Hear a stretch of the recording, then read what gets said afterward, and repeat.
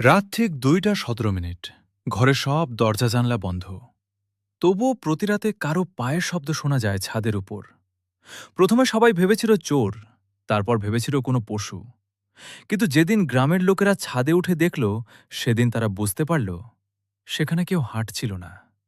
কারণ সেই পায়ের ছাপগুলো শুরু হয়েছিল ছাদের মাঝখান থেকে আর শেষ হয়েছিল আকাশের দিকে।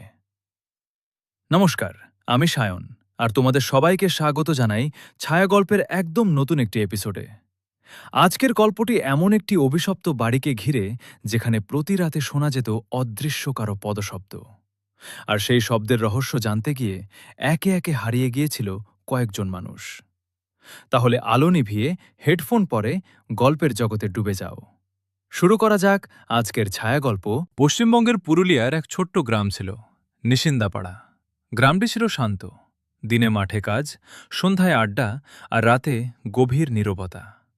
কিন্তু গ্রামের এক প্রান্তে দাঁড়িয়েছিল একটি পুরনো ২ তলা বাড়ি। লোকেরা তাকে ডাকত কালো বাড়ি, কারণ বাড়ির মালিক হরিদাস চৌধুরী প্রায় ৩০ বছর আগে রহস্যজনকভাবে মারা গিয়েছিলেন, আর তার মৃত্যুর পর থেকেই বাড়িটা ফাঁকা পড়েছিল। একদিন শহর থেকে অরিন্দম নামে এক স্কুল শিক্ষক গ্রামে বদলি হয়ে এলো। থাকার জন্য কম ভাড়ায় সেই বাড়িটাই ভাড়া নিল। গ্রামের লোকেরা অনেকবার নিষেধ করেছিল, কিন্তু অরিন্দম ভূতে বিশ্বাস করত না।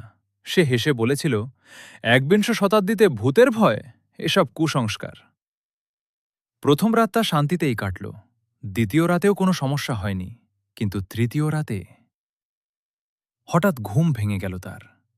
সময় তখন রাত ২টা ১৭। উপরের ছাদ থেকে ভেসে আসছিল ভারী পায়ের শব্দ, যেন কেউ ধীরে ধীরে হাঁটছে। অরিন্দম টর্চ নিয়ে বাইরে বেরোল। সিঁড়ি বেয়ে ছাদে উঠল, কিন্তু সেখানে কেউ নেই। চারপাশ ফাঁকা, শুধু ঠান্ডা হাওয়া।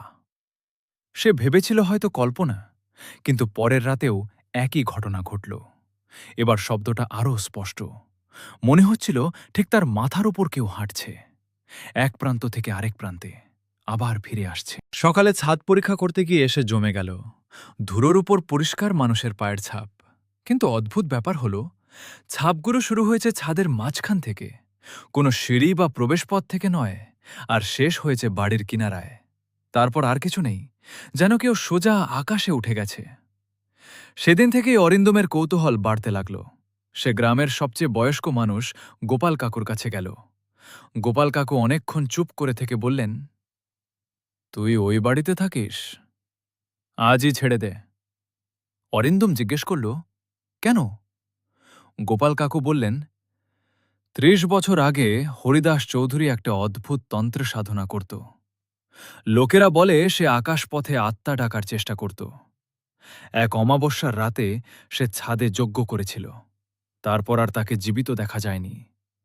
সকালে লোকেরা শুধু ছাদের মাঝখানে পোড়া দাগ আর রক্ত পেয়েছিল।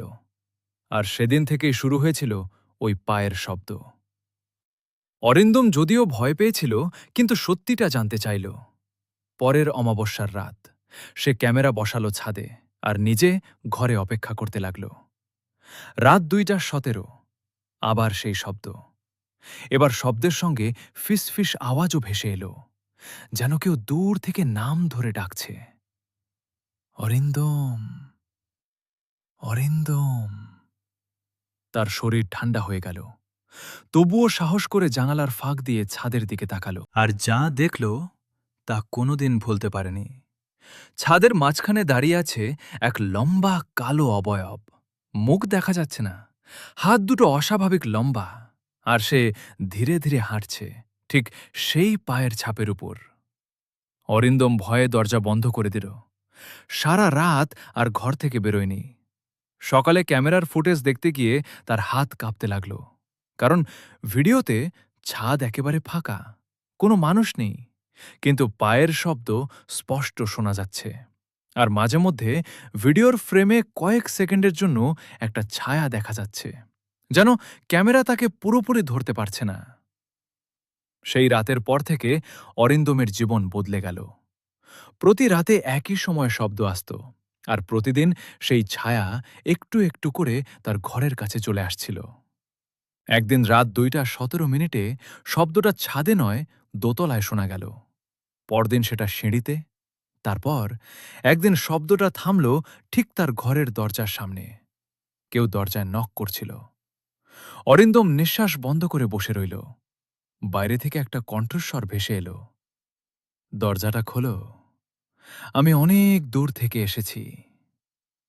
সেই কণ্ঠস্বরটা অদ্ভুত, কখনো পুরুষের মতো, কখনো মহিলার মতো, কখনো আবার শিশুদের মতো। অরিন্দম দরজা খোলেনি, আর ভোর হওয়ার সঙ্গে সঙ্গে শব্দটাও মিলিয়ে গেল। পরদিন সে সিদ্ধান্ত নিল বাড়ি ছেড়ে চলে যাবে। কিন্তু জিনিসপত্র গুছাতে গিয়ে সে একটা পুরনো ডায়েরি খুঁজে পেল, সম্ভবত হরিদাস চৌধুরীর। ডায়েরির শেষ পাতায় লেখা ছিল, আমি ভুল করেছি, যে দরজাটা খুলেছি সেটা মানুষের জগতের নয়। ওরা নিচে নামতে চায়, আর একবার যদি কেউ ওদের ডাক শুনে দরজা খোলে, তাহলে সে আর কখনো ফিরে আসে না।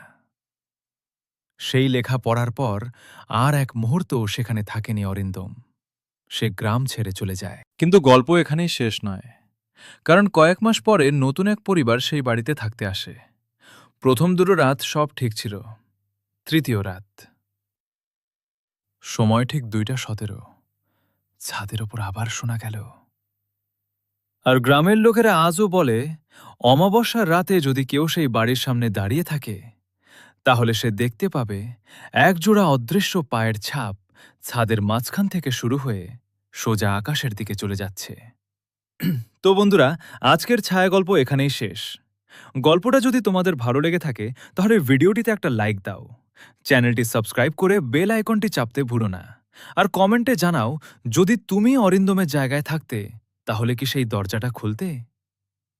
আমি সায়ন আজকের মতো বিদায় নিচ্ছি।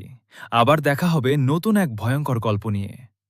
ততক্ষণ পর্যন্ত সাবধানে থেকো, আর মনে রেখো, রাত 2:17 যদি তোমার ছাদের উপর পায়ের শব্দ শোনা যায়, তাহলে ছাদে ওঠার ভুলটা কখনো করো না।